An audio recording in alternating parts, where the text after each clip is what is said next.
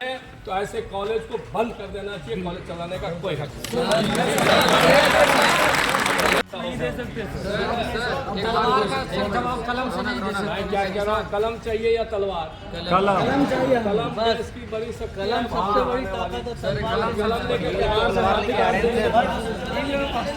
है। पटना बिहार के छात्रों पर पंजाब में बड़ा हमला हुआ है। मिली जानकारी के अनुसार पंजाब के भटिंडा में गुरुकाशी यूनिवर्सिटी के कैंपस में बिहारी छात्रों को बेरहमी से पीटा गया है। छात्रों ने मीडिया के माध्यम से बिहार के मुख्यमंत्री नीतीश कुमार से मदद की गुहार लगाई थी। पीड़ित छात्रों का कहना है कि यूनिवर्सिटी परिसर में बिहार छात्रों का खून बहाया जा रहा है। पीड़ितों के अनुसार कई छात्रों पर तलवार से वार किए गए हैं, जिसमें अनेक के सिर में, पीठ में गंभीर चोटें आई हैं। खासकर बिहारी छात्रों को निशाना बनाने का भी आरोप लगाया गया है। बिहारी छात्रों के भटिंडा के स्थानीय लोगों पर इन हमलों पर आरोप भी लगाया गया है। लहूलुहान छात्रों का दावा है कि पंजाब पुलिस ने उनकी कोई मदद नहीं की, बल्कि उल्टा बिहारी छात्रों को ही हिरासत में ले लिया। इन छात्रों में B Tech, B pharma, BCA, MCA, MBA समेत कई कोर्स के छात्र शामिल हैं। विश्वविद्यालय परिसर में सुरक्षा गार्ड भी छात्रों की पिटाई कर रहे हैं और पिछले 5 दिनों से स्थिति भयावह बनी हुई है। इसी को लेकर बिहार पार्टी राष्ट्रीय लोक जनशक्ति पार्टी के राष्ट्रीय अध्यक्ष और पूर्व केंद्रीय मंत्री पशुपति कुमार पारस ने जनशक्ति मजदूर सभा के राष्ट्रीय अध्यक्ष सुभाष बिहारी के नेतृत्व में 11 लोगों की कमेटी बनाई और इस 11 लोगों की कमेटी को 23 मार्च यानी कल पंजाब के भटिंडा रवाना किया। जैसे ही ये 11 लोगों की कमेटी पंजाब के भटिंडा पहुंची तो देखिए क्या कुछ हुआ इन तस्वीरों में। वहीं सुनिए क्या कुछ बोले जनशक्ति मजदूर सभा के राष्ट्रीय अध्यक्ष सुभाष बिहारी। पंजाब के भटिंडा में बने एक यूनिवर्सिटी के कैंपस में बिहारी छात्रों को लेकर बवाल मचा हुआ है। बताया ये जा रहा है कि बिहारी छात्रों के ऊपर पंजाब के कुछ छात्रों ने हमला किया, लेकिन ये भी बताया जा रहा है कि बिहारी छात्रों के 2 गुटों में, यानी बिहार के ही छात्रों के 2 गुट हैं, उनके आसपास आपस में एक लड़ाई हो गई, झगड़ा हो गया किसी बात को लेकर और तलवारें भी चल गई। लेकिन लगातार इस मुद्दे पर बवाल मचा हुआ है, राजनीति गरमाई हुई है। आरएलजेपी यानी राष्ट्रीय लोक जनशक्ति पार्टी के राष्ट्रीय अध्यक्ष और पूर्व केंद्रीय मंत्री पशुपति कुमार पारस को जब ये जानकारी हुई तो पशुपति कुमार पारस ने 11 लोगों की कमेटी बनाई। 11 लोगों में जनशक्ति मजदूर सभा के राष्ट्रीय अध्यक्ष के सुभाष बिहारी के नेतृत्व में 11 लोगों की कमेटी बनाई और एक कमेटी कल पंजाब रवाना की। कल जब पंजाब ये कमेटी पहुंची तो पंजाब के यूनिवर्सिटी के तमाम आला अधिकारियों से बातचीत की गई। इस कमेटी के तमाम लोगों ने बातचीत की। सुभाष बिहारी ने कैंपस के अधिकारियों से बातचीत की है, कॉलेज के अधिकारियों से बातचीत की है, यहाँ तक कि डीसीपी के सामने डीसीपी से भी सवाल सुभाष बिहारी की तरफ से पूछे गए हैं और बताया ये जा रहा है सुभाष बिहारी की तरफ से कि किसी भी तरीके की कैंपस में या यूनिवर्सिटी में व्यवस्थाएं नहीं हैं। जब हमारी टीम ने वहां जाकर बातचीत की है कि किस तरीके का माहौल था, आप वहां पर गए थे 11 लोगों की टीम लेकर, तो क्या कुछ कहा सुभाष बिहारी ने मीडिया के सामने, आइए सुनाते हैं इस रिपोर्ट में। राष्ट्रीय लोक जनशक्ति पार्टी के हमारे नेता माननीय पशुपति कुमार पारस जी, जो हमारे राष्ट्रीय अध्यक्ष हैं एवं केंद्र सरकार के पूर्व केंद्रीय मंत्री हैं और हमेशा से हमारे नेता के द्वारा शोषितों, वंचितों और संख्यकों की आवाज़ को बुलंदी के साथ उठाने का कार्य करते हैं। उनके आदेशानुसार एक जांच कमेटी का गठन किया गया था। 11 सदस्य की कमेटी थी जिसमें वो 10 लोग हमारे नेतृत्व में भटिंडा के लिए कल रवाना हुए थे।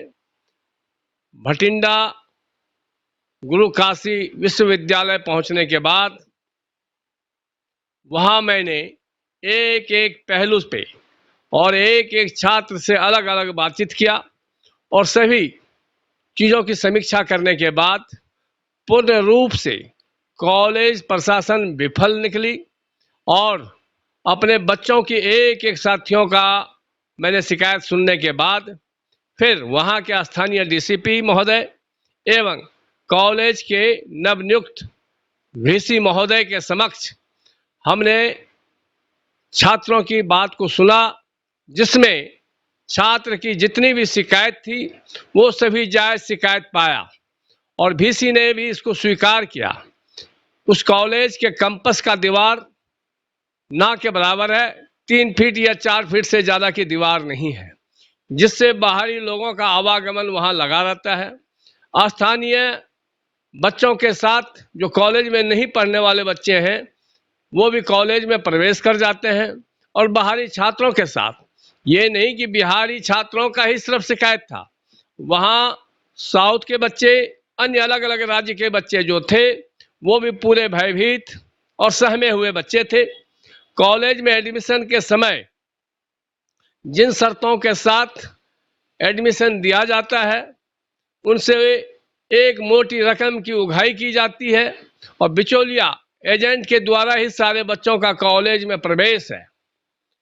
ऐसे में कॉलेज प्रशासन कहीं न कहीं छात्रों का, छात्र के अभिभावक का मानसिक और आर्थिक शोषण करने का पूरा प्रयास कर रहे हैं। और यह लगता है कि शिक्षा माफिया की, जो हम सुनते थे कि शिक्षा माफिया भी होता है, तो इस कॉलेज की व्यवस्था से और इस कॉलेज में कार्यरत कर्मचारियों के द्वारा बच्चों की शिकायत सुनने के बजाय, उस पर पहल करने के बजाय बच्चों को टारगेट किया जाता है, बच्चों को डराया धमकाया जाता है, और बच्चों पे एक बदले की भाव से भेदभाव किया जाता है। एवं जो कॉलेज के 19 बच्चों को कॉलेज से निष्कासित किया गया है, वह भी कहीं ना कहीं एक भेदभाव का ही शिकार हुआ है। मेरा कॉलेज प्रशासन से कल मैंने मांग किया है कि उन बच्चों की जीवन से खेलने के बजाय उन बच्चों को पुनः कॉलेज में प्रवेश दिया जाए। साथ ही जो कमियां हैं, एक एक रूम में 2 बच्चों का रहने का व्यवस्था है, उनमें 4-4 बच्चे रखे जा रहे हैं।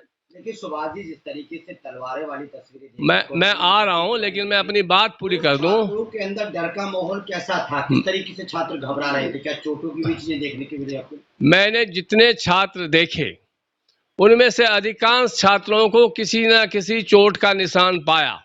साथ ही उस कॉलेज में पानी की व्यवस्था नहीं है, यह प्रशासन ने भी माना। जिस कॉलेज में 7,000 बच्चे रह रहा हो, वहाँ सीसीटीवी ना हो, वहाँ पानी की व्यवस्था ना हो, वहाँ किसी भी प्रकार का कैंटीन की व्यवस्था ना हो, वहाँ नाई की व्यवस्था नहीं हो, तो इस तरीके की व्यवस्था नहीं होने के कारण वो बच्चे जब बाहर जाते हैं, कैंपस से बाहर जाते हैं, तो उन बच्चों को टारगेट करके मारा पीटा जाता है। और कॉलेज प्रशासन हाथ पे हाथ रख करके बैठी है, जो प्रशासन के सामने भी रही। इतना बड़ा कार्यक्रम जो ये 3 दिन का वहाँ था, 17, 18 और 19 का, उसकी सूचना पुलिस को नहीं दी गई। पुलिस से सुरक्षा मुहैया जो कराना चाहिए था वो नहीं कराई गई। सिक्योरिटी जो वहाँ है वो सिक्योरिटी प्रशासन के इशारे पर या वहाँ के स्थानीय लोगों के इशारे पर कार्य करती है, क्योंकि सिक्योरिटी के तमाम साथी वो सभी लोकल हैं। और 19 तारीख को कार्यक्रम वाले दिन बिहार के और अन्य राज्यों के बच्चे जब एकत्रित हुए, अपनी मांग को लेकर के प्रशासन के सामने रखने की बात रखने एकत्रित हुए थे, तो उसमें सिक्योरिटी सुपरवाइजर के द्वारा गन से गोली फायर भी की गई, जिसकी वीडियो, जिसकी आवाज, और गार्ड के द्वारा भी तलवार स्थानीय लोगों को देने की दृश्य देखी गई है, उसकी फोटोग्राफ है, वीडियो है। और कल बच्चों का जो मैंने बात सुना, वहीं वीसी भी बैठे थे, वहीं स्थानीय डीसीपी भी बैठे थे। मैंने दोनों से प्रश्न किया, क्या सिक्योरिटी सुपरवाइजर गन से गोली फायर कर सकता है? तो उन्होंने स्वीकार किया कि नहीं कर सकता है। मैंने सवाल किया, क्या इस पे कोई एफआईआर दर्ज हुई है? तो नहीं हुई है। इससे पहले भी कई घटनाएं हुई हैं, लेकिन कॉलेज प्रशासन के द्वारा किसी भी तरीके का हस्तक्षेप या प्रशासनिक मदद लेने का प्रयास नहीं किया। उल्टे वहां के स्थानीय बच्चों को डराया धमकाया गया, और कल मेरे आने के बाद भी बच्चों को डराया धमकाया गया है।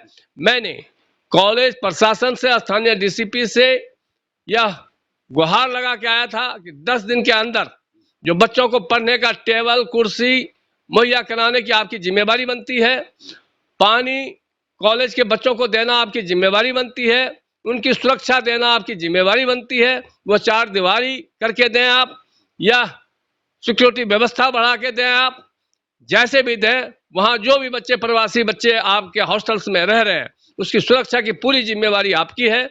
और अगर 10 दिन के बाद मैं पुनः फिर डीएम और एसडीएम की टीम को लेकर के विजिट करूंगा कॉलेज का, और कॉलेज की सभी व्यवस्थाओं पे हम वीडियोग्राफी करेंगे ताकि कॉलेज को भी ये लगे और प्रशासन भी ये देखे, वहां के स्थानीय डीएम भी इस चीज को देखे कि कॉलेज छात्रों को कैसे बंदी बना करके और डरा धमका करके सहमे हुए बच्चे हैं, उनके जीवन की उनको धमकी दिया जाता है कि तुम्हारी डिग्री नहीं देंगे, तुम्हारा लाइफ खराब कर देंगे।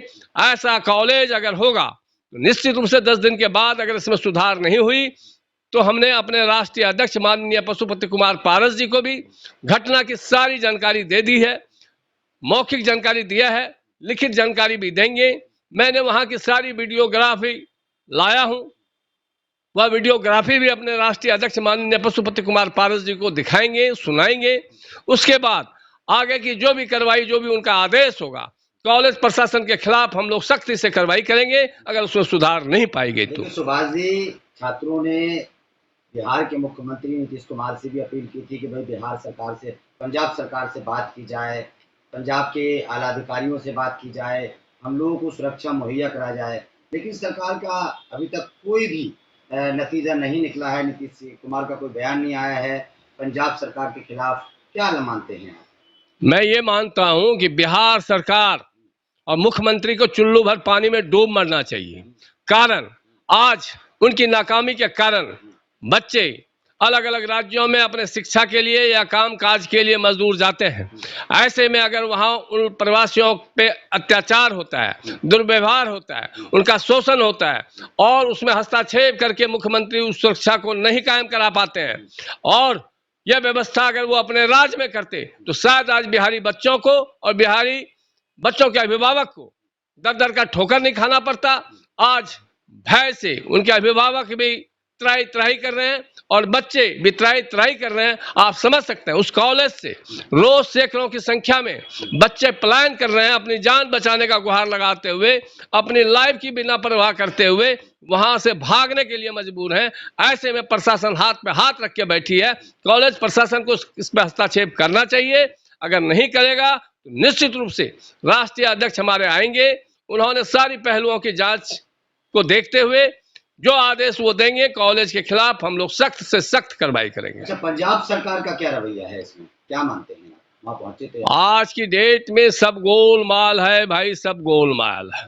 हम पंजाब सरकार के सेक्रेटरी को भी पत्र लिखेंगे, हम गृह मंत्री को भी पत्र लिखेंगे, हम शिक्षा मंत्री को भी पत्र लिखेंगे, हम बिहार सरकार की नाकामी का पर्दाफाश करते हुए उन्हें भी पत्र लिखेंगे कि आज अगर आपने ये व्यवस्था छात्रों के लिए किया होता तो छात्र दर दर की ठोकर नहीं खाते, आर्थिक मानसिक सामाजिक शोषण नहीं होता, वहां बच्चे कैसे पढ़ सकते हैं। जो बच्चे शिक्षा ग्रहण करने के लिए गए हैं वहां बच्चों को मानसिक कितनी तनाव दिया जा रहा है, बच्चों का कितना उत्पीड़न किया जा रहा है, एक बंदी से भी ज्यादा क्रूर उन पे व्यवहार किया जा रहा है। ऐसा बर्दाश्त हमारी पार्टी राष्ट्रीय लोक जनशक्ति एवं हमारे राष्ट्रीय अध्यक्ष और तमाम हम साथी बर्दाश्त नहीं करने वाले हैं। अगर कॉलेज प्रशासन ने 15 दिन में इसमें सुधार नहीं लाया और 15 दिन के बाद मैं पुनः फिर से समीक्षा करने जाऊंगा, अगर उसमें सुधार नहीं पाया गया तो निश्चित रूप से कॉलेज प्रशासन के खिलाफ कार्रवाई भी कराएंगे और उनके खिलाफ हल्ला भी बोलेंगे। एक अंतिम सवाल, जहां पंजाब सरकार दिल्ली में अपनी शिक्षा मॉडल का ढिंढोरा पीटती है, ये कहती है कि भाई दिल्ली मॉडल से ही हम पंजाब जीते हैं, लेकिन आप बोल रहे हैं कि भाई शिक्षा के माध्यम से वहां गुंडागर्दी की जा रही है, फिल्मी स्टाइल में गुंडागर्दी की जा रही है बिहार के छात्रों। जिस पंजाब के सरकार का मुखिया शराबी हो, जिस पंजाब सरकार का मुखिया नचैया गवैया और जोकरबाजी करने वाला हो, वो शिक्षा को क्या समझे। और शिक्षा ग्रहण करने अगर अलग अलग राज्य से लोग आते हैं तो उनको कैसे सम्मान और कैसे उनकी सुरक्षा की जाए, कैसे उनको बेहतर शिक्षा दिया जाए, या अगर उस पर अंकुश नहीं लगा तो निश्चित रूप से ऐसे शिक्षा माफियाओं का हम लोग पर्दाफाश करेंगे। और इसके अलावा और भी कॉलेजों की भी हम समीक्षा करेंगे कि ऐसे कॉलेज के नाम पर बच्चों को बिचौलिया के द्वारा फंसा करके उनका आर्थिक और सामाजिक कितना शोषण किया जाता है, उस सभी बातों को रखने का काम करेंगे।